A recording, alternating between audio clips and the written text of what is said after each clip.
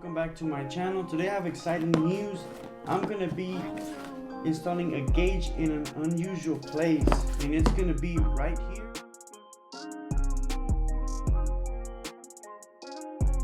That's where we're gonna put this gauge, and it's gonna turn into this right here.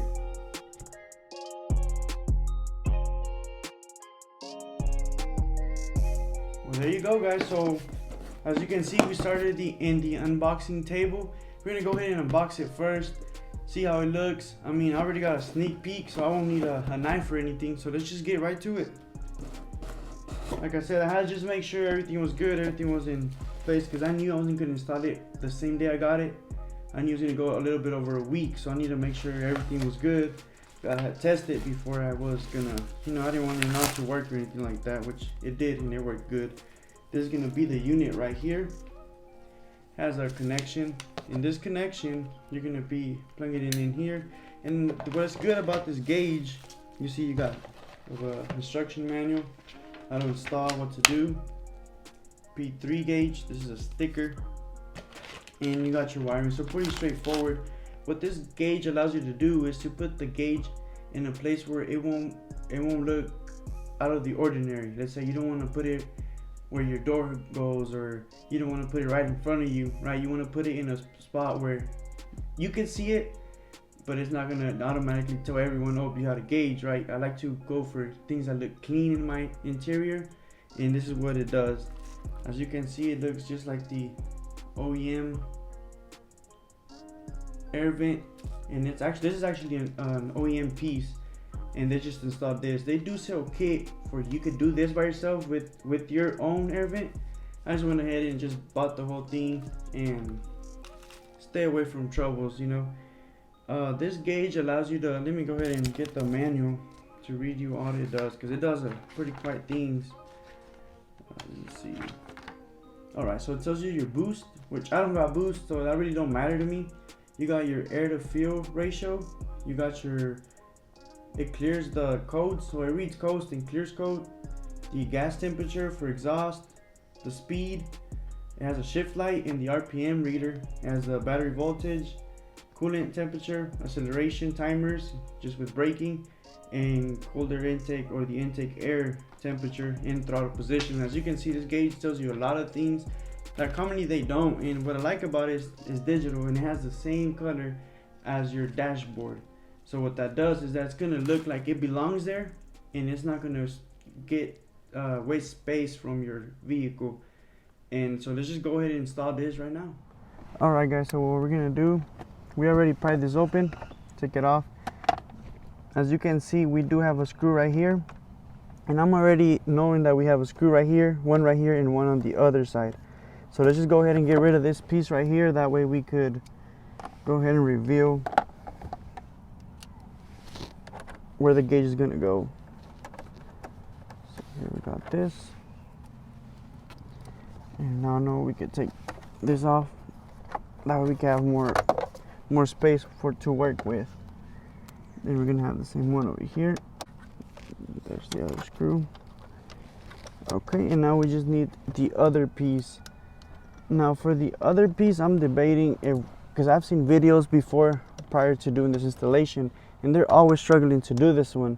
Now I have two options. Do I want to try to get an hour or two, or however they said it takes about an hour to take this, just the way it's positioned. I kind of know why it takes it all the way over here. So what I'm thinking, we could just honestly I don't know if we could saw it or just kind of break it. We don't need that part at the end of the day. Like I said, I've seen videos, and these two is more than enough to hold them together. So I'm probably gonna just twist it off. Probably is my best bet. Let's see how we're gonna do this. There you go. You see what I'm talking about? This is gonna go like this, and this is the part where everyone's having problems with. And go ahead and take our gauge. This is our new gauge. Just look how it looks. It looks, like I said, it's an actual OEM part. So it looks exactly the same. Now let's go ahead and install. We might have to remove this screw. That way it don't interfere with it. There you go. Just came off somewhere around here. We're not gonna need it. Now we're gonna go ahead and introduce our new gauge. I guess that's the wrong side. As you can see, you still have full mobility of where you want it. So, assuming this one went this way, just have to find it. Okay, right here. So I'm holding this in place, that way it don't, while I'm screwing, it stays in a good firm place. There. Too much. Let's go ahead. This one's tied good too. Alright, secured. I'm gonna run our wires.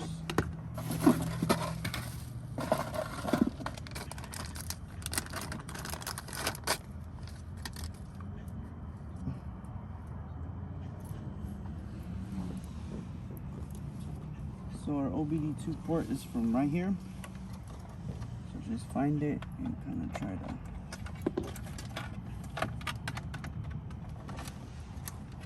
feed the wires. There you go, right here. Here's our OBD2. You can go ahead and plug that in.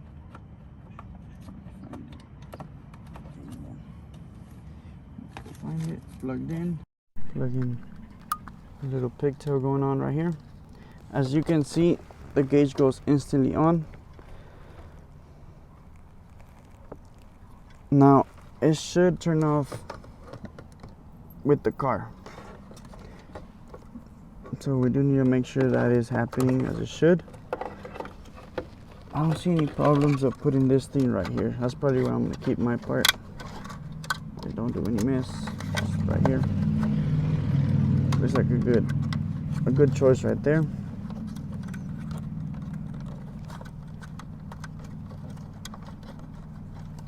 There you go. So this is where I'm going to plug in my wires.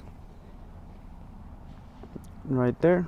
And then now we're just going to go ahead and put our duct on.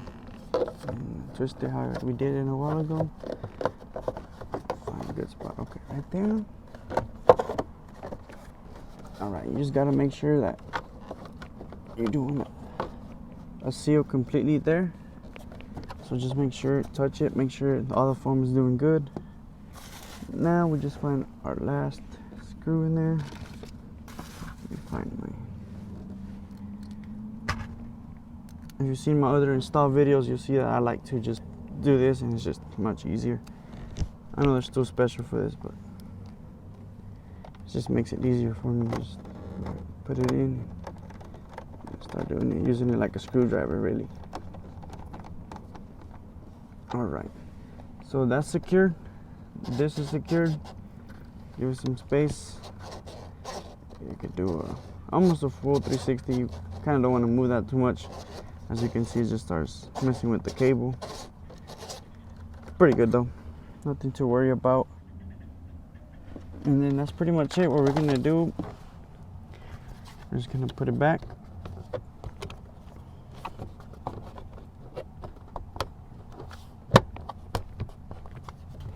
So it looks exactly how it was before. Now if you could take a look at it from this view, the same color as the dash, and I'll show that to y'all here in a bit. So let me finish and get these tools out of the way, and I'll go ahead and do a final review for y'all, okay? Alright guys, well here is for y'all can compare the light of the dash compared to that one. I'm gonna be honest with you, it looks good on video. However, here that I'm watching it in person, it is a little bit more bluish to it instead of like a blue greenish to it. So it's not the exact same color, although on this video, on this camera, it does look like it is. But however, it still looks clean. This is a working air vent, so there is air going through there. Right now, it's just reading the battery voltage. But you see, there's a lot of things you could do. Your temperatures, your throttles. So you see I'm revving, it opens the throttle. That's the RPMs. They're gonna go up as I rev. I'm revving, you're seeing them real time.